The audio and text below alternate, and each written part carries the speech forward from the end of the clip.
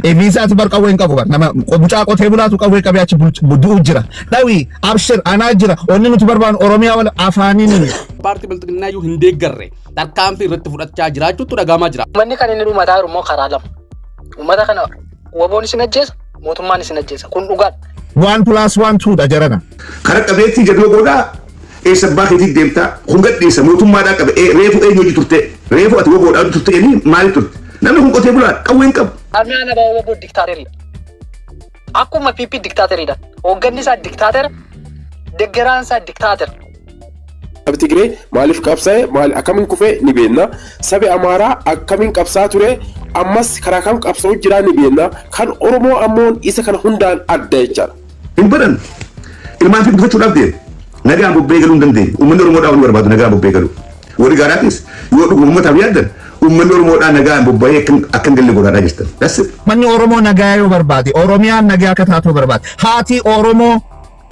akka boin sarra hafu barbadi don't take side motumma sintain political parties sintain abo jarana nuti naga barbana isin jollen ilman abbato koti misensi samo warana mi namaje sa managu akuma pipi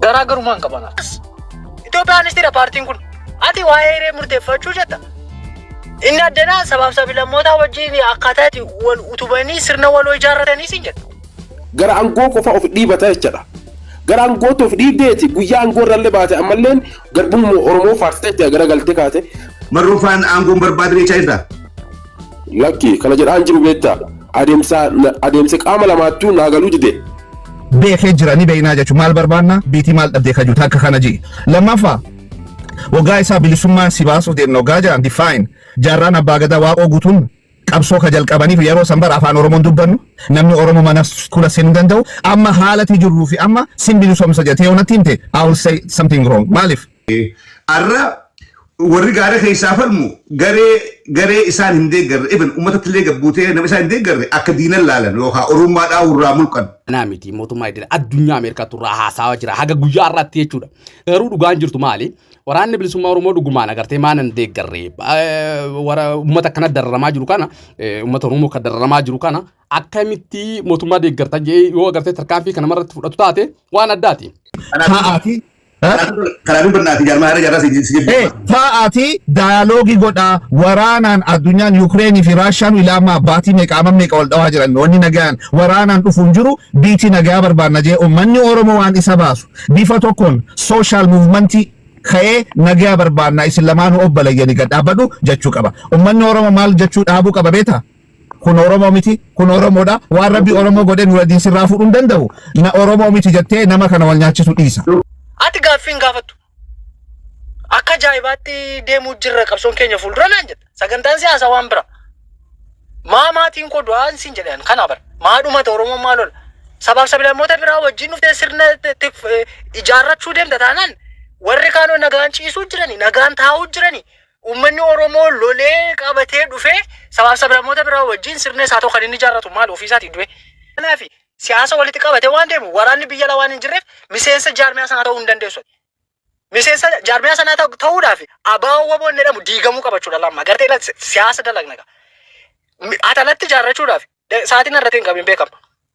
Ati uummanni barachuu waan qabuuf waan kana. Abaa'oo waboo jeteennaan miseensa biyya alaatti jaarrachuu hin dandeessu. Yoo abaa'oo waboo diigde malee. Sababni isaa abaa'oo waboon waraanaa fi siyaasa walitti qabateetu dirree irraa ajaja jedha. So kan siyaasa ajajus dirree jira kan waraana ajajus dirree jira biyya alaadha miseensa horachuu fi ati abaa'oo fi waboo gargar baasuu qabdu oromiyaan 80% bilisomtee jirti jetiin amanaa jetiin as jalmo sindura akkatti bilisummaa tana define goonu hiika itti kenniniitufu waldab meemma garee teenya garee ijoollee magaalaa jirtu waboo itti kana garee marroodha waan warri mootummaa jiru kun oromoodhaaf hin godhi yookaan gaafiin deebiin kan isin deebisuudhaaf deemta yookaan wanni gaariin isin oromoodhaaf qabdan takka lama jaati mee nutti hima bilisummaan isin fiduu deemta kana akkamitti define gootu yoo jedhiin they have no answer but instead of answering this question si abaaranii si arrabsanii piippiidhaa ati galtuu ilmaa oromoo baraachis baasan kan ammoo sarar ilaali Sa'ulaale ummatatti waa himaa bakka bira waa godhu hin baasu. Maruudhaa fi abii waliif biraa ulmaana jiraniif.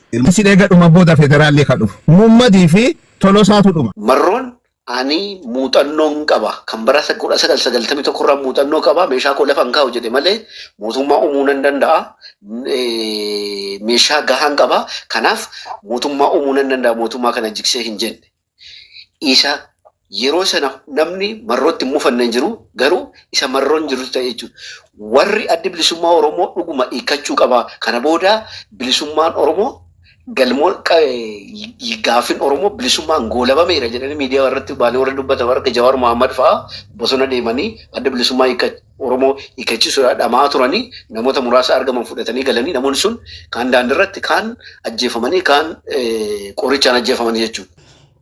waan amma hawaasa dubbachaa jiru waan agartee faktii lafa jirtu jira deeggartoota waraana bilisummaa Oromoo garee jedhanii miidiyaa hawaasaa kanarratti bobbaasan jira garee agartee keessattuu dhuguma rabbi yoo kadubbantu taate nama nyaachuudhaaf yaatu yoo ta'e woboo onni hin taane yoo ta'e agartee woboon deeggarri nama nyaachuudhaaf yaatu waan akkana kana silaa jijjiiramuu malee jeeshaadhaan waraanni bilisummaa Oromoo akkamitti agartee mootummaa deeggartaa jeetini mootummaa agartee deeggaraa mootummaatti jeesi fuudha. Even mootummaa deeggarayyuu namni tokko bilisaan waan tokko deeggaruu mirga qabaadha. Waraana bilisummaa Oromoo ammoo kan kutaa Oromiyaa kudha takka keessa jechuun kaadiree irratti tarkaanfii fudhachuu wantoota garagaraatti waan garagaraa godhuun beekamaadha. Bakkoota garagaraatti naannolee Oromiyaa keessatti kutaa kudha takka keessatti jechuudha. Amma immoo waan addaatu kan mul'ataa jiraate jechuudha. So kana wal qabatee guyyaadhaa sagantaan keenya video tana sin dhageessisaa like godha subscribe godha share walii godha sin jechuun barbaada video caffeeraamisii fi akkasuma Dr. Lammii biyya galanii waan agartee biyya keessatti dalagamaa jiru yakka biyya keessatti godhamaa jiru waan agartee woboon maqaa mootummaa kanaan dalagaa jiru waan woboon maqaa mootummaa maqaa woboo kanaan dalagaa jiru beekamaadha waggoota lamaan darban sadan darban anaa miti miidiyaa idil addunyaa mootummaa idil addunyaa irraa haasaa jira waan ta'eef jechuudha videoon kun daqiiqa muraasa haada geeffannu like godha subscribe godha share walii godha kiyyaa miidiyaa waan nurraa cufaniif karaa Oromiyaa daily kanaan deebinee dhufnee jirra jechuudha video kana dhageeffadhaa. Uummanni kan inni dhumataa jiru immoo karaa lama. Uummata kana woboon isin ajjeesa mootummaan isin ajjeesa kun dhugaadha. Uummanni kun saamamaa jira manni irratti gubataa jira. Waraanni dhaabbachuu qaba. Aga sirreeffatanitti. Abbaa fedhaa ta'u. Yoo lakkii haadhumatu uummanni sun yettanii Arargee keessa iddoo tokkotti waraanni bilisummaa Oromoo dhaqee ejjete uummanni lakkisaa isin hin barbaannu nurraa deemaa jedhe kunis haqa kun kijiba taanaan dhalataan Arargee dhufee addanatti sobaa jedhu tokko naa jedhe inni lammata kutaalee Oromiyaa jiran keessa bakka 7-8 nagaa qaba aneenyuun akka nuun somnu naa galaan jiru. Maatiin qabsaa'otaa maaliif biyya kana keessaa callisanii hedhe Finfinneen sila. Maatiin qabsaa'otaa biyya kana keessa turanii kanaan duraati beektu gadi fuudhanii ajjeesanii jenne bar dubbanne. Dubbanne sila. Ragaa fi hin ajjeesan soba miti kun. Inni kan biraan sagantaamti siyaasaa saayyuu waliin isaa hin beekamu. Jaarmiyaa Abaawo Woboon Itoophiyaanistii obboleessu. Isa sila United jedhe sana miti. Itoophiyaanistiidha. Waan isaan dubbatanii kiliippii isaa hunda isaa mana zuumii keessa mana maalii keessa wal gahii isaaniif illee sagantaa siyaasaa wajjin wal bira qabne garaagarummaa PP fi Abaawo Woboo gidduu jiru tokko garaagarummaa isaa namni fidu jiru. Lammata jaarmiyaan Abaawo Woboo diktaateriidha. Akkuma PP diktaateriidha. Hoogganni isaa diktaatera, deeggaraan isaa diktaatera. Miseensi isaa immoo waraanami nama ajjeesa mana guba. Akkuma PP garaagarummaa hin qabanaaf. So kanaan gorra jiru isa kana nambuu isaatti isa kana irratti qabsaaf inni sun sirrachuu qaba. Uummati aarsaa kaffaluu hin qabne kaffalaa jira bakki waraanni jirutti. So ammaal jechuutti jira waraanni haaboo kun namni baay'ee maalitti fudhate jedhe woboon hiikkatu namni afaan Oromoo namni rakkisu yoo jiraate sun waan tokko waraanni haaboo jechuun maal jechuudha silaa gaaffii wal gaafatan iddoo sana akkasitti naa qabadhu. Dhimmi kan biraan isaanolee sila jedhe walgahii isaanii har'aa tokkoffaa namuma qeequyyuu diinomsu diinaa jedhan dhageessata diinaa namni qeequ diina. So ati sadarkaa qondaalaatti si'a tokko diina jettee ergate level na goote welcome to the party. Sigalee there is no U-turn amma jechuudha. Dhiisaa waan akkas godhin hin jiru jechuudha. Already level taate diina waliin jechuun tasa ta'ee man beeku tasa hin jedhamus akkas. So afaan siyaasaa dubbiini baay'ee murteessaadha jechuudha. Dippiloomaasii keessatti afaan isaa miidiyaa irra dhufte baay'ee murteessaadha. Lammata Asa marraa keessatti paartiin abaa woboo jedhamu paartii Itoophiyaanistii obboleessu maal akkattanis wajjin. Proof godhi yoonaan jettan itti deemna. Sabab sabilammoota kan biraa wajjin jedha. Sabab sabilammoota kan biraa wajjin hariiroo uummatanii akkaataa biyya sana utuban jechaan ollee ni aanolee sila. Yes! Itoophiyaanistiidha paartiin kun. Ati waa'ee hiree murteeffachuu jetta. Inni addanaa sabab sabilammoota wajjin akkaataa itti wal utubanii sirna waloo ijaarratanii siin jedha. Ati gaaffiin gaafattu. Akka ajaa'ibaatti deemuu jirra qabsoon keenya fuuldura naan jedha. Sagantaan siyaasaa waan bira. Maatiin koo du'aan siin jedhan kana bara. Maadhumata Oromoo maalola. Sabab sabilammoota biraa wajjin dhuftee sirna ijaarrachuu deemta taanaan warri kaanoo nagaan ciisuu jirani, nagaan taa'uu jirani. Uummanni Oromoo lolee qabatee dhufee sabab sabilammoota biraa wajjin sirna isaa tokko kan inni ijaarratu maal ofiisaatii du'e. Maa gaaffiin gaafatan isin? Dhiisi gaafa TPLF wajjin dhaqanii harka wal qabatanii uummanni Oromoo maal nuun jedhatanii herrega hojjetanii to'atanii way gaafatanii yookiin ammoo decisionii sana eenyutu iyyuu meeq godhee eenyutu murteesse murtii sana. Si galee gaaffii gaafadhaa. Karaa sirriirra jira lollee injifannoo cucculuqaa onnee uummata Oromoo keessaa erga baatee booda injifannoo wanna amma danaa dalaguu jiru wanni nuun asii hojjechuu jirru maal akka daameeja akka meeqa geessisuu jiru siimu. Yoo sa dhugaa sana dhaga'uu barbaade guyyaan agaa adanaa wanna kana dubbatamaa deemu lafee namaa keessa seenaa deeman. Kun propagaandaa miti. Kun faaktiidhaan dhugaa qabannee irraa dubbachuu jira. Propagaandaa jechuun utuu dhugaa hin qabatiin yookiin waan xiqqoo tokko qabatee sana babal'istee nama amansiisaa sati deemtudha. Nuti kan nuti haasa'uu jirru waan lafarra jiru waan qabatamaa waan mul'atu waan isaan jedhan sanadaa wajjin walitti qabne gaafa finnee haasofnu Oromoon ni dhagaa. Daameejii uuma kun. Onnee namaa keessaa hin dubbatiin malee namni irraa fagaachaa dhuftaan. Dhiiroo ijoolleen kun dhugaa dubbachuu jiranii wanni kun isan jedhu kan ammaati dhuftee ofii irraa ittisaa hin jirtu. Dhugaan qabdu kaa. Arda ta'uu dhiisuu danda'a, boor ta'uu dhiisuu danda'a. Uummata irraa fagaachaa jirta garuu. Waan ansi gochuu jiru si agartee uummata irraan si fageessuu jira. Sababni isaa maaliif? Hin ta'u karaa irraa kaatteessitu. Maaliin kaatte immoo siyaasaan waraanni badii tokko hin qabu. Maal godhe? Gataa yoo jette gataa ol ka'e yoo jette ol ka'a. Rafi yoo jette rafi iddoo baltara jijjiirradhu naan baltara jijjiirrata mooraa jijjiirradhu naan mooraa jijjiirrata bobba'e naan hin bobbaatu naan bobba'u lafa dhaqu iyyuu hin beeku waraanni maal waa'ee waraanaa wallaallee akkati waraanni socho'u sirna waraanaa. Waraanni qulqulluudha. Waraanni qulqulluudha. Siyaasichi karaarra hin jiru. Eenyutu hooggana iyyuu? Eenyutu hooggana? Ajaa'ib. Dippiloomaasii eenyutu hooggana? Karaa tokko ayya kottu baankii eegna erga jette karaa tokko jaarmiyaan abaa woboo miseensa biyya keessaa dirree irraa malee hin qabu namni jiru hundumtuu deggaraadha naan jette. Achi dhuftee immoo hooggantoota abaa woboo biyya alaa jiranii naan jette. Isa kamsii fudhadhu? Isa biyya keessa jiru moo isa biyya keessa hin jiru? Moo deggaraatu nu hoogganaa rawaansa? Gaaffiin koo Scorpio eenyutu biyya keessa hin jiru? Ilaali maal jedhan seete? Waraanni hooggantu miseensi adda jaarmiyaan abaa woboo miseensa biyya alaadhaa hin qabu. Deggeraa qofadha kan jiru. Hooggansis diree miseensa because waraanaa fi siyaasa walitti qabate waan deemu waraanni biyya alaa waan hin jirreef miseensa jaarmiyaa sanaa ta'uu hin dandeessu. Miseensa jaarmiyaa sanaa ta'uudhaaf abaa woboo inni jedhamu diigamuu qabachuudha lamma. Gartee siyaasa dalagna. Atalatti ijaarrachuudhaaf sa'aatiin irratti hin qabin beekama. Ati uummanni barachuu waan qabuuf waan kana. Abaa woboo jetteennaan miseensa biyya alaatti ijaarrachuu hin dandeessu. Yoo abaa woboo diigde malee. Sababni isaa abaa woboon waraanaa fi siyaasa walitti qabateetu dirree irraa ajaja jedha. So kan siyaasa ajajus dirree jira, kan waraanaa ajajus dirree jira. Biyya alaadha miseensa horachuu fi ati abaa fi woboo gargar baasuu qabdu.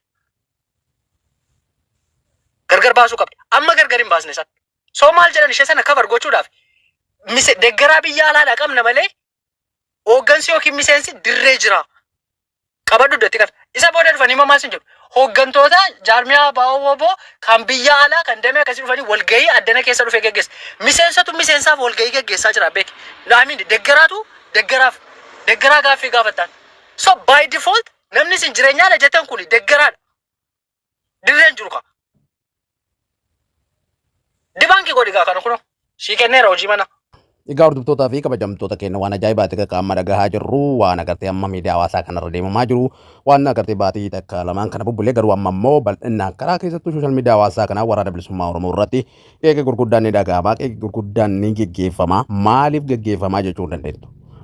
Ilmi namaa bilisa ta'ee dhalate bilisa ta'ee jiraachuu barbaada waan ta'eef jechuu koota amma ijoolleen waan isaan dubbachaa jiran waraana bilisummaa Oromoo dhaaba Itoophiyaanistiidha. Dhaaba Oromoo kan immoo Oromoo qofaa miti jechuudhaan kan dubbatan dhugaadha. Ta'uu danda'a rakkoo irraa hin qabnu yookaan immoo bilisummaa suni saffisaaf fiduudhaaf yookaan immoo daddaffiidhaan fiduudhaaf jechuu danda'a. Siyaasaaf itti fayyadamuu danda'a. Ibiyyooma gartee Itoophiyaanisti iyyuu ta'e rakkoo takka illee hin qaba jee yaadu akka kootti. Garuu ammoo yakka garaagaraa kan agartee waraana keessatti godhamu jira. Waan kana anaa miti ajajoonni waraana bilisummaa Oromoo illee dubbachaa turan waan ta'eef yoo ibin qeeqa ka fiddan taate viidiyoo kanaa miti kan agartee yookaan ammoo sagalee kanaa miti kanaa olii isinii dhiyeessuu danda'an. Because ilmi nami walitti hin bu'inidha. Amma baatawee waan kanarratti amma waraana bilisummaa Oromoo warra agartee deeggaran waan kan akka bakka ni gubattan hundi keenya ni deeggaran rakkoo hin qabu. Akka Oromootti akka ijoollee teenyatti hundi keenya ni deeggaran rakkoo irraa hin qabnu. Hin gubatina. Wanni kun waan keessan qofaa miti waan agartee uummata miliyoona 60 oliiti malee wanni kun waan nama 2-3 anaaf siitii miti. Nami yoo qeeqa irra dhiyeesse maaf qeeqxaa jechuu hin dandeessu. Sigalee waan kana laalaa isin jechuun barbaada. Laayikii godhaa, sabskiraayib godhaa, sheer walii godhaa. Oromiyaa Daily News kiyyaa miidiyaa waan irraa cufaniif karaa Oromiyaa Daily News kanaan deebinee dhufnee jirra jechuu kooti. Galee biraatti isin dabarsaa. Egaa hordoftoota fi kabajamtoota keenya yakka gargaraa maqaa waraana bilisummaa Oromootiin dalagamaa ture beekamaadha. Hanka mootummaarraa dantaan qabu yookaan ammoo kan mootummaarraa gaafii yookaan ammoo wanta tokkollee hin qabu beekamaadha. Anaa miti mootummaa addunyaa Ameerikaatu irraa haasawaa jira haga guyyaa irraatti jechuudha. Garuu dhugaan jirtu maali?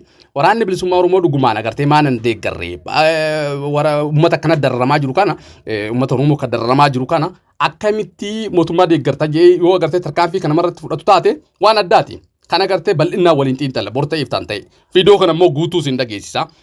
Viidiyoo warra kanaa guutuu sin dhageessisa jechuudha. Waan qabatamaan ammoo waraana bilisummaa Oromootii kennu tokko jira. Waraana bilisummaa Oromoo qabatamaan waan kennuuf maali? Tokkoffaa irratti waraana bilisummaa Oromoo osoo hin taane deeggartoota waraana bilisummaa Oromootiif waan kennu maali? Ati waan agartee waraana bilisummaa Oromoo hin deeggarree fi Oromummaa namarraa fudhachuu tokko akkasuma saba biraa si godhuu tokko akkasuma diina oboo si godhuu diina waraana bilisummaa Oromoo si godhuu diina Oromoo guutuu si godhuu tokko osoo dhiifame baay'ee bareedaadhaan jee yaada. Hawaasi keenya jiraachuudhaaf kan agartee oboo hin deeggaruu jedhe.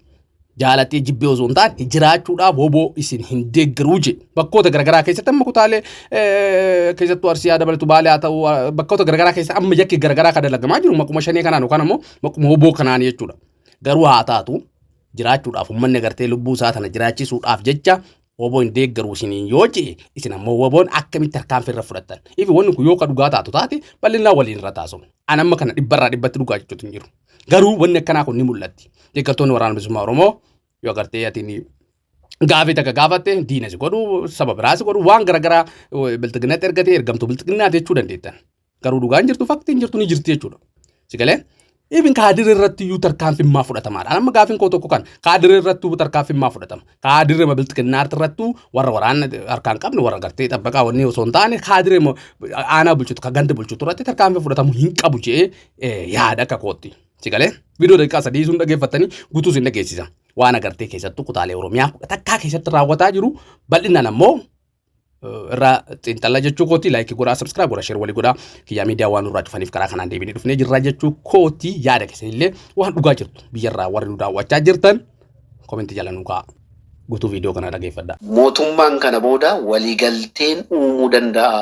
Adda bilisummaa Oromoo faanaan waliigaltee uumee waliigalee piisii fuudhii fide. Kana adda bilisummaa Oromoo of eeggannoo guddaa taasisuu qaba. Kanayyuu jaalmarroon baay'ee haa galatoomu qabsoo Oromoo badiirraa kan hambisee marroon ani muuxannoon qaba kan bara 1991 irraa muuxannoo qaba meeshaa koo lafa hin kaa'u jedhe malee mootummaa uumuu nan danda'a meeshaa gahaan qaba kanaaf mootummaa uumuu nan danda'a mootummaa kana jigsee hin jenne isa yeroo sana namni marrootti mufanne hin jiru garuu isa marroon jiru ta'e jechuudha. Warri adda bilisummaa Oromoo dhuguma hiikkachuu qaba. Kana booda bilisummaan Oromoo galmoo gaafin Oromoo bilisummaan goolabameera jedhanii miidiyaa irratti baanee warra dubbatan warra Jawaar Mohaammed fa'aa bosona deemanii adda bilisummaa Oromoo hiikkachisuudhaan dhamaa turanii namoota muraasa argaman fudhatanii galanii namoonni sun kaan daandiirratti kaan ajjeefamanii kaan qorichaan ajjeefamanii jechuudha. Dhumarratti warra akkasiifu akka Jawaar Mohaammed faayyuu nagaan bu'uu qaba jedheen tan dhumarratti yeroo muraasa booda isaanuu mana hidhaatti gataman jechuudha. Kanaaf addi bilisummaa Oromoo mootummaan nagaa yoo barbaade kaafaawoo warra nageenyaan qabsoofna jedhan faana nagaa abuusu paawar sheerii gochuu haa qabu. Abaa warra nageenyaan qabsoofna jedhan warra kana faana diilii haa godhu malee dogoggoranii addi bilisummaa Oromoo nageenya buusuu qabna jedhanii meeshaa isaanii lafa keenyaan isaanis hin badu. Kana booda namni Oromoo protect godhu hin jiru. Isaan protectionii Oromooti of eeggannoo guddaa qabu. Mootummaan nagaan buusee dhuguma nagaatti amannaa warra karaa nagaatiin qabsaan faana diilaa godhu haa xumuru galatooma. Waraana bilisummaa Oromoo irraa abaaboo irraa abdii kutadheen beeku abdii si kutadhu kutachaas hin jiru. Gonkumayyuu jechuudha. Maal jennaan dhiiga gootota wareegamaniituun akka abdiin kutanne na godha. Oolmaa kaleessa turetuuni akka abdiin kutanne na godha. Kanaatiifi abdii irraa kutadheen beeku. Ani kanana ni jedhu kanana ni jedhesi yaadni koo hoogganni seeraa dhaabichaatiin taliigamuu qaba. Waan isa keessa jiru sirreeffachuu qaba. Riiformii gochuu qaba. Ofitti deebi'uu qaba. Of ilaaluu qaba. Keessa ofii sakatta'uu qaba. Hoogganni olii jaalmarroo qofa osoo hin taane jalgammachuu abbooyyee sanyii jaalabdii hundi isaanii hoogganoonni zoonilee hundumaa taa'anii of sakatta'anii waan jiru yoo ji'a isaan fudhate ji'a lama soo isaan fudhate icciitii isaanii keessatti qabatanii sirreeffatanii as uummatatti as ba'anii too'i waan jiruuni tokkummaan nutti as ba'anii tokkummaa keenya jabeessuu qabu caasaa haaraa jedhanii arrabsitoota asirratti gallakkisan kana qixatti gochuu qabu mana isaaniitti deebisuu qabu yoomiyyuu miilli mataa hoogganeen beeku waan ta'eef ijoollee kaleessa waan qabsoo seenaa qabsoo keessa waa tokko hin beekne as baasanii nama arrabsiisaa oolurra waan jiru asirreessanii jedha kanuma waan ani dubbadhu adda bilisummaa Oromoo irraa abdiin kutadhees hin beeku hin kutadhu se'anii galatooma. Sirrachuu qaban nachi walii isaa warri kuta. Inni lixarra jiru giddu galeessatu waliin darbu kan biraa sadii ta'e wal eeggata tokko gidduu dhaabbatee bitaan mirgaa warri kutan kunis soba miti. So inni dhugaani keessuma warri maatiin keessan qeen keessan utuun abidditti qabachaa jiru abidditti boba'aa jiru addanarra teessanii addana keessas bakka biraas teessanii dubbatanii adda baafadha qulqulleeffadha yoo aga of dandeessanii ofitti ofii keessanitti ija guutanii baatanii hin ta'u jechuu hin dandeenyetti namni maal naan jedhaa kana naan jedhaa sana naan jedhaa isinitti taafu yoo sirratan ta'e alat food soldieriin jennan waraanni hidhatee socho'u walabummaa Oromiyaatiif yookiin immoo mirga hira murteeffannaa uummata Oromootiin galmaan gaadha waraanni lixa keessa jiru obboleesso abaa'oo waboonii mareedhaaf Taanzaaniyaas dhaquusaa iyyuu quban qabu walakkaansa quba hin qabu. Maal uummata keessa socho'amii gaafachuun hin danda'ama amma gabaabaadhumatti lola kana nurraa dhaaba. Lammata satii PLF wajjin akka sarara dippiloomaasiidha jettanii resiitii warri tika biyya sanaa sassaabanii mana baankii mana keessa uummata hidhaattaa guuranii yoo ta'e malee bakka fandiin dhufus gabaasuun hin danda'ama. Nu dhiisaa nu tuttuqina. Irra hin qaqqabina dubbii kana. Barri kun bara ajaa'ibaati maal jechuu barbaade uummanni keenya gartee jaalala waraana bilisummaa Oromootii qabu jaalala abaaboo kanaa qabu akkasuma deebiitii yakki garaagaraa maqaa isaatiin hoggaa dalagamuu fi amma waa baay'eedha waan agartee namni asirratti hin tu'in waa baay'ee jira haa taatu garuu wanni kun hagam dhugaadha hagam sobaa baay'ee nama ajaa'iba kan biraa hoo kana itti dhiyaadhaa viidiyoo biraallee namoonni qeeqa garaagaraa dhiyeessanii jira. Video kanatti dhiyaadha. Kana qofa osoo hin taane waraanni bilisummaa Oromoo yakka garaagaraa kutaalee garaagaraa keessatti hojjechaa jiraachuu maali kan jedhu olola garaagaraati kan amma deemamaa jiru dhugaan jirtu akkamii yoo jettan anillee nagartee wannan qorannoo gaggeessan jirtu maali mee warri Itoophiyaa keessa jirtan kutaalee isin keessa jirtan keessa maaltu jira dhugaan jirtu maali kan jedhu nuuf qooda kan biraa dammoo video biraallee itti dhiyaadha. Like godhaa subscribe godhaa share walii godhaa.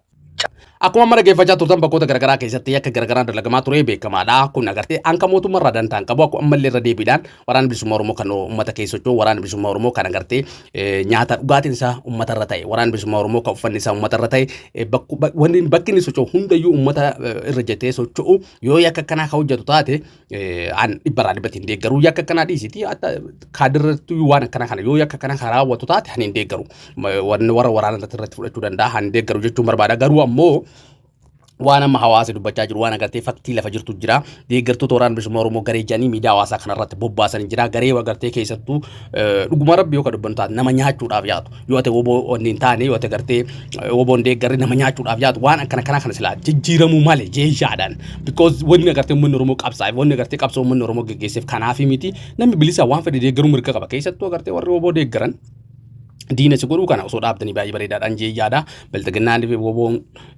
biltiginnaan beekamaadha biltiginnaan irra yoo hin goomin wanni uummanni Oromoo wanni ta'uuf hin jirtu namni tokko waan irra goomaa tokko deeggara waan ta'eef jechuu kooti. Mootummaas haa ta'u waraanas haa ta'u paartiin Oromoo jiru ana malee waan akka hin danda'amu guyyaa inni jee guyyaan sun guyyaa wrong si maleenis alternative jiraachuu qaba.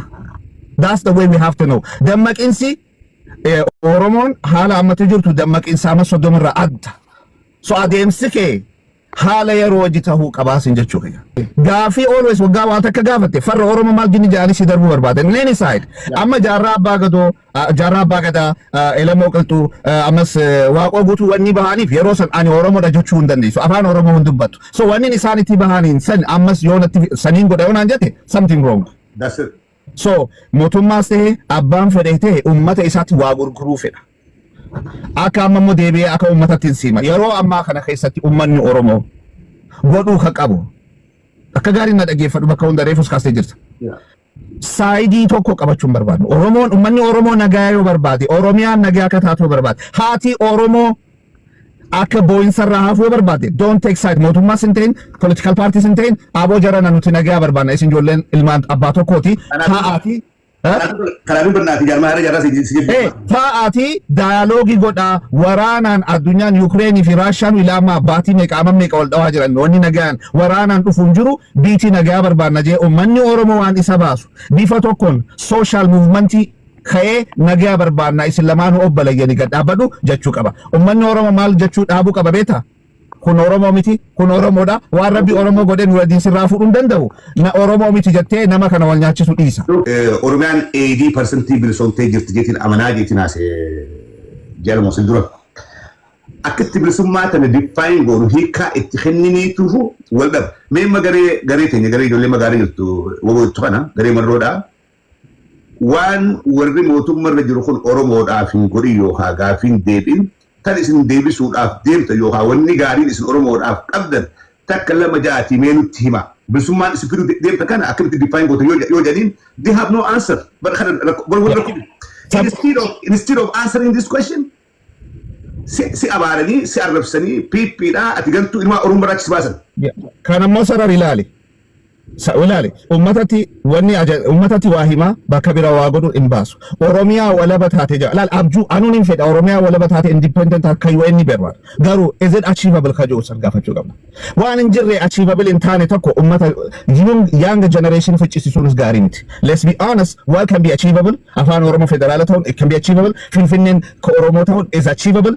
Sigal ni danda'ama. Garuu muree biyya tanaa Oromiyaa federaala Oromiyaa ka taate biyya tokko Oromiyaa godhuu ni danda'ama. Ka juusan herrega akka gaarii godhi malee uummatatti waa biraa himaa as immoo teessee nagaa mootummaa wajjin nagaa buusuuf taa'u jirra jecha as immoo Oromiyaa so we need to be mixed godhuun hin barbaachisu. Mootummaanis jara Oromoodha ijoollee majaa seenti. Jara shiftaa jettee hin dhiibin Tigreen goote sun hin baasu obboleeyyan keeti. So wanni amma lamaanu waraanni majaasenes mootummaanis they need to bring the interest of the Oromo first. Ummata Oromo maalif lamaanu wanni baaneef Oromoodhaaf jedhanii Oromoon booyaa jira haati Oromoo boo'u jirti dargaggoon Oromoo biyyarraa buqqa'u jira then lamaanu karaa sirriirratti hin jiran jechuudha. If you are thinking for ummataaf yoo jette ummanni wanni boo'uuf hin jiru wanni godhuu qaban tasgabbaa'anii lamaanu waan hin taanes waraanni keenyas hin gaafatin. Wanna kana jira waata kan jira waraanninis waan hin taane hin gaafatin maalif mootummaa ce'umsaa barbaadna moo ummanni nu filee jira yaafi Ameerikaanu kijibaan ka filee haa ta'u dhugaan haatu filee ummanni biyyaa filee jira eeggadhuuti waan gaafatamu waan ummanni Oromoo kadhabe mootummaa ce'umsaati miti ummanni Oromoo kadhabe nagaa ummanni Oromoo nagaan bobba'ee galu dalagachu waan barbaachisu san qabadhuuti mootummaanis jara kana ummata kana mana xilaasheeti dibuu dhiise fuuldura ummata interesti fuuldura haafiduunja yoo san hin taane amata shanino lakkaa'u jira and then arra guyyaa kana qabadhu caffe and nobody is gonna be a winner qawweedha nobody ummata oromoo ada oromootu booya dargaggoo oromoodhuma namni mo'us hin jiru at the end eega nammee qafitne booda nagayni haabuun faayidaan qabu amnumaan biyya teenyaaf ummata keenyaaf haa'iyyinuun jaagalatom in a history of Africa yodaalte mootummaa waraanaan dhufu civil bulchuu hin danda'u. Rakkoon kan yes. Tokkoji lammaffaa rakkoon teenya institutional kan mootummaa kan taane kan ummata abbaan fedhee deeme institutionii achi jira sarva kan godhu akka Ameerikaatti. So ummanni as keessa tattaa'ee biyya alaa taa'ee viisaati bar qawwee hin qabu bar nama bucaa qotee bulaatu qawwee qabee achi du'u jira. Dhawii abshir anaa jira onni nuti barbaannu Oromiyaa wal afaaniin 1+1 dha jarana. dargaggoon Oromoo ni dhumuuf hin jiru. Ni dhumta deemi atummaan asirratti sarara irratti haasoitu. Kabira maal jee ummanni hin fille Ameerikaa nuti hin fille jennu Trump filame. So abaluun hin fille miti. Ka kijibaa ta'u ka dhugaa ta'u mootummaadha. Eeggatee haga bu'u eeggachuun wanta. Nuti ammas boruus ka jaru laale. Anaaf yaati silaafu biyyatti wanni goonu hin jiru. Biyyummaa uummata keenyaaf nagaa barbaanname. Biitis wanni isii baasu. No, wata kan sima wanin argi. Des kana jeetin gabwa bakka hunda himatin jira kanan dura sime. Mana tokkoti tokko milishaadha. Takko waraana adda bilisummaa Oromooti. Obbalageen dhageeffadhu bakka kana. Waggaa harbii jarri lama waggaa wal dhawan namni maal sinja federaatu. No. Dura milishaa poolisii eegadhuma booda federaalli kan dhufu. Mummadii fi tolosaatu dhuma. Sabi Tigree maaliif qabsaa'e maal akkamiin kufee ni beekna. Sabi Amaaraa akkamiin qabsaa ture ammas karaa kam qabsoo jiraa ni beekna. Kan Oromoo ammoon isa kana hundaan adda jechaadha. Qabsoon ilmaan Oromoo kaayoo isaa suni uummata ofiitiif malee aangoo ijaaruufi miti. Kanaafuu Oromoon ammalleen kana hubachuu dadhabe. Gara aangoo qofa of dhiibata jechaadha. Gara aangootti of dhiibdeeti guyyaa aangoo irrallee baate ammalleen garbummaa Oromoo faarsiteetti gara galtee kaate. Marruufaan aangoon barbaadanii jechaa jirta. Lakki kana jedhaan jiru beektaa. Adeemsi qaama lamaattuu naagaluu dide. Beektaa adeemsi qaama lamaan kun walii gale. Qaamni teessorraan taa'eeru kuni Oromoodha jedhee sanyummaa Oromummaa isaati yoo laale maal godhuu qaba isa jedhu irratti beektaa fala deemuu qaba. Rakkinni Oromoon qabdu Oromoon gaafin Oromoodhaa akeekaa kaayyoo bilisummaa jedhan suni bakka kanee gaafa qabsoo eegallee hin jirru arra gaafin Oromoodhaa hedduudhaa deebi'ee jira dhugaadha irrinni ni jira waan guuttachuu qabnu hedduudhaa jira hanqina ni qabna garuu hanqinni kuni kan furamu qawweedhaafi miti arra warri gaara keessaa falmu garee isaan hin deeggarre even uummatattillee gabbuutee nama isaan hin deeggarre akka diinan laalan yookaan Oromummaadhaa hurraa mulqan sabboonummaan tooftaa kanaan deemtu dabartee jirti arra uummanni Oromoodhaa dammaqee jira. Diyaalogiidhaan gattaanii akka Oromootti waliin haasuu danda'an malee Oromoon osoo diina biraa hedduu qabnu qawwee walii fudhannee uummanni Oromoodhaa arraas dargaggeessi Oromoodhaa nu idduutti wareegamuu hin qabu dhumuu hin qabu lubbuun Oromoodhaa kana booda bahuu hin qabdu karaa diyaalogiitiin ta'uudha qabaa. Gaafiin Oromoo bakka kaleen jirtu waa hedduudhaan deebi'e dhugaa dubbachuudhaaf akkuma reefu Jamaal jee Abiyyis aangoo maqaarraa mulqineeti Amaara galchinee Eertira galchinee Tigire galchinee osoo jiru waan badaa dalguus waan gaarii hedduu dalgamtus harkaadhaa jirraa jechuudha. Namni kun nama Oromoodhaati akkuma Marroodhaati. Ilmaan Marroodhaan ilmaan adeeraniitu jarri fira. Marroodhaa fi Abii waliif firaa ilmaan adeeraniiti. Ilmaan Maccaati. Ollaan qa'ee takka luk. Isaan kana daaqabuudhaaf dargaggeessi Oromoodhaa wareegamuun qabu uummanni Oromoodhaa wal keessallee deemee carraaqqachuu dadhabeetu uummanni Oromoodhaa hiyyoomaadhaa jira because of this. Sigalee waldhabbii isaaniitiif uummanni Oromoodhaa nagaan bobbee dalagachuu dadhabee jira. Gareen cuftinuu aangoodhaaf deemtu waan biraatii miti. Kana anaatu jala mureessiin. Garee madootis marruma bakka abiisan kaahuudha kaayyoon siidhaa malee kaayyoon bilisummaa yookaan akeeka maarreen jedhu suni it's not there. Sigalee gareen mootummaarra jirtulleen waan kana gabbuutee ilaaltee rakkina uummanni Oromoodhaa keessa galaa jiru kana ilaaltee garee tanaa wajjin walii galuu qabdi. Uummanni Oromoodhaa yeroo wal qoonnee gareen aabaa gooboo deeggartu sabboontota gareen pipi deeggartu garuu gartoota jedhu san bira hunnee jira. Maaliif sadarkaan dammaqina keenyaa achiin jirtu obboleessa jira. Yes aangoodhaaf. Oromoon qabsummaan Oromoodhaatu kaayyoon siidhaa olaantummaa aangoo siyaasaadhaa Itoophiyaatti qabaachuudhaaf. Arra wanni ragaa baanu hundinuu atiis Itoophiyaa irratti olaantummaa aangoo siyaasaa Oromoodhaa qaba. Yes dhibbaa dhibbatti. Garuu hirrina qabanii? Hirrina qaban. Mootummaan Ameerikaadhaa addunyaa irraa bitti dimokiraatota jedhamtu Ameerikaa. Mootummaan Ameerikaadhaa hirrina meeqaantam qabdi. Garuu mootummaa dimokiraasii jedhamti. Mormituu hedduudha qabdi. Mootummaa dimokiraasii jedhamti. Waan rakkina uumame diyaaloogiidhaan furachuudhaaf deeman malee qawwee nama fuudhuun gartu. Maaliif uummataatu araarafamaa? Kan jedhuun namoota meeqa gaagaamaadhuma waraanni labsamee jira.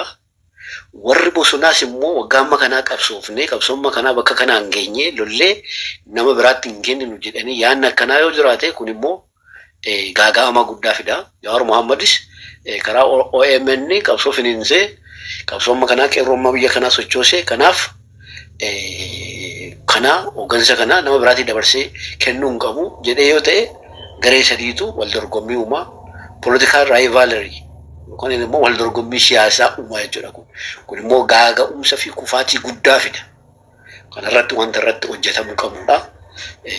Dhugaadha immoo yaadni kuni namni gaafa waliin dubbatu yaadni namaaf gala. Barbaachisummaan diskeshiniis kanuma. Kun jiraannan gaaga'umsa guddaadha. Garuu kan calaqqisaa jirus kanuma. Kanarratti wanti hojjetamuu qabudha. Kan yaada Iskoorpiyoo irratti yaadni Iskoorpiyoo amma naaf hin galle guyyaa biraas ta'u ammas ta'u yaada itti kennuu danda'a. Gama tokkoon waraanni Wallagga keessaa bahuu qaba jedha. Waraanni Wallagga keessaa bahuu qabaanii ammayyuu naaf hin galleena. Meeshaa hiikkachuu qaba immoo waraanni naannoon Wallaggaa wanta waraanni labsameef namni waan miidhamaa jiruuf yeroo darbe Iskoorpiyoon dubbateera. Aarsaan taanii kaffalamaa jira. Naannoo biraatti investimentii garaagaraatu hojjetamaa jira. Naannoon Wallaggaa miidhamaa jira. Waraanni achi keessaa bahuu qaba yoo jedhame Wallaggi miidhamaa jira. Kanaaf naannoo biraatti haa darbu. Naannoon biraa haa miidhamu. Wallaggi immoo boqonnaa argatu gara jedhamutti nama geessa jechuudha. Innillee kallattiin dubbachuu yoo baate. Kun immoo maalinni waraanni bilisummaa Oromoo amma kanayyuu amma sadarkaa kanarra jabaatee cimee otoo hin beekamin namni adda bilisummaa Oromoo hanga kana jabaatee uummata keessatti amma kana jabaatee namni yaada hin jiru. Sababbiin adda bilisummaa Oromoo amma kana jabaateef uummata keessatti beezii wanta argateef. Uummata dur beeziin qabu Eertiraa ta'a. Mootummaan Eertiraa yoo bahe jedheen hin baha. Yoo waraana asiin seen jedheen seenaa dhiisee yoo jedheen dhiisa. Amma garuu sana miti. Uummata ofii keessa jiraata. Uummata qabsaa'eef keessa jiraata. Afaan beekaa. Kanaaf beezii godhatee cimee jechuudha. Wallaggi immoo political strateejiidha. Adda bilisummaa Oromootiif. Tokkoffaa boordaa irra jira. Gabaabsi. Okay. Nan gabaabsaa. Boordaa irra wanta jiruuf strateejiidha adda bilisummaa Oromootiif.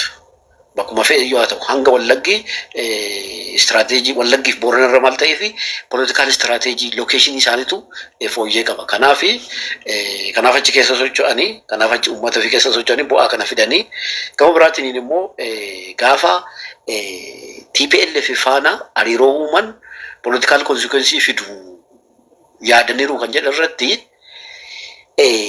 yeroo sana adda bilisummaa Oromoo wayyaanedhaan waggaa baay'ee wayyaanedhaan wal lolaa ture. Alliyaansiidha uume. Alliyaansiin inni uumeef maaliifi adda bilisummaa Oromooti miti hooggantoonni tokko iyyuu Maqalee deemanii yoo dogoggoruu baadhee obbo Baqqalaa Garbaatu iyyuu Maqalee deemanii TPLF yeroo sana walgahii taasisaniiru jechuudha. Sablammoota wajjin tokkummaa uumnee maal kan jedhu. ABO'n tumsa bilisummaa fi dimokiraasii uumee ture. Bara isaa yaadadhu bara 2000 akka lakkoofsa Habashaatti bara 2000 meeqa akka ta'e yaadadhu. 2006 ni yaadadhu. Tumsa bilisummaa fi dimokiraasii dhaabbilee sablammootaa waliin uumee ture. Sana kan godhes dhaabbilee kaayyoon isaanii wal fakkaatan waliin. Sana maaliif godhe? Siyaasaaf godhe. ABO'n waan isa fakkaatu yoo godhe rakkoo maalii qaba ree? Fakkeenyaaf adda bilisummaa uummata Gaambeellaa waliin yoo godhe fedhan yoo waliin dhaabbileen kunniin yoo fakkeenyaaf yoo walabummaatti ni amanu yoo ta'e yoo godhe rakkoo maalii qaba? ABO'n adeemsa qabsoon irra deemee dhuferraa sentii tokko waan jallate hin qabu. Dhaabbannee of ilaallu. Nuti dhaabbannee of ilaallu.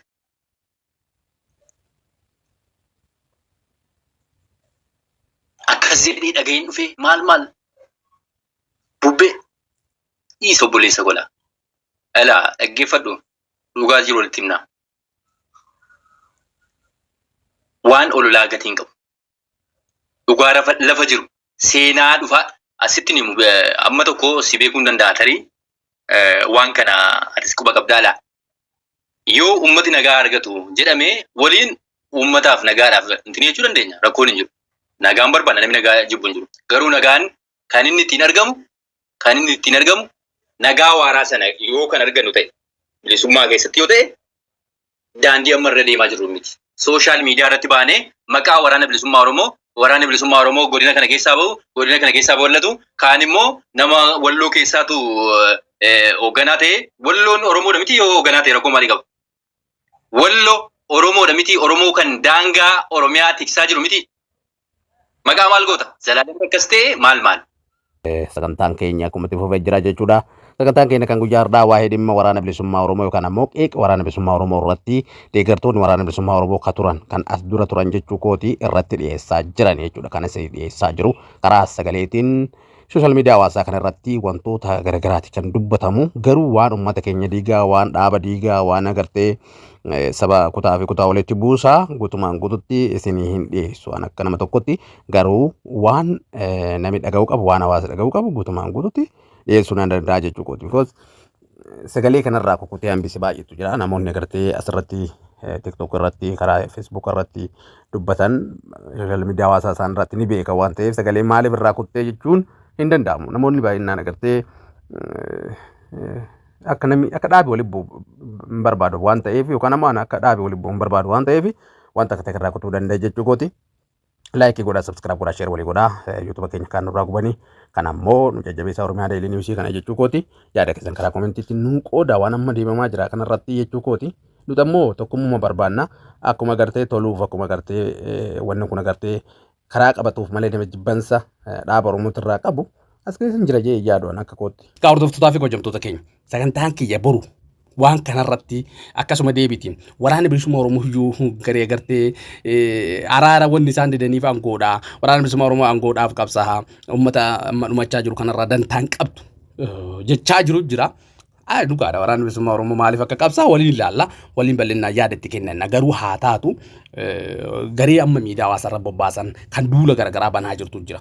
Duula garaagaraa waggaa isiniin jedhe Obama agartee Jaalmarroo Dirribaa hoogganu kanarratti duula cimaa banaa jirti jechuudha. Because waanuma kana ta'eef illee hin beeku. Baay'ee uummanni keenya kanatti wal jibba. Uummanni keenya kanatti warra agartee paartiidhaan akkana namni walirratti duula jee hin yaaduun. Kun Daawud Ibsaa jedha, kun Abaawoo Shanii maali jedha, kun agartee Shanii Shimallis Abdiisaati jedha, kun Shanii Jaalmarrooti jedha, kun Jaalmarroon waan kanarratti boru qabatamaan viidiyoo guutuu sa'aat akka deemtu qabadde isinii gad dhufa. Waan agarmaan waliin turtaniif galatoomaa warra bulaa deebana. Har'a viidiyoo kana waan isinii dhiyeesseef boru irraa dubbachuu barbaada.